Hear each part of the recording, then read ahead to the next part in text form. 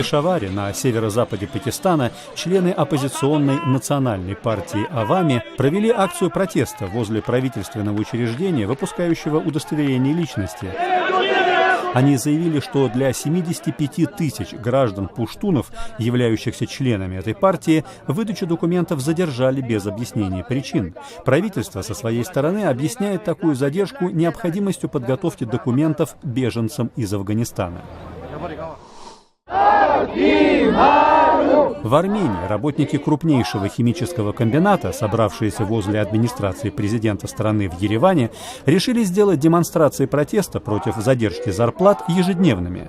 Акции, в которых участвуют нынешние и бывшие работники комбината «Наирит», продолжаются с перерывами уже несколько месяцев. Комбинат в последние годы был в основном закрыт, и его работники заявляют, что зарплату им не выплатили за периоды вплоть до 2 лет. В Азербайджане проявились первые последствия масштабной девальвации национальной валюты. Курс азербайджанского маната к доллару был снижен 21 февраля сразу на треть, главным образом из-за падения в последние месяцы цен на нефть, основу азербайджанского экспорта. В открывшихся 23 февраля магазинах резко выросли цены на все товары, от хлеба до электротехники.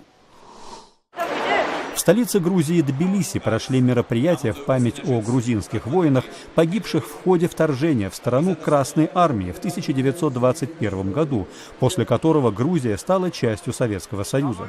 В церемонии, состоявшейся возле здания национального парламента, приняли участие президент Грузии Георгий Маргвелашвили и премьер-министр Иракли Гарибашвили. Она предшествовала церковной панихиде в память о жертвах тогдашних событий.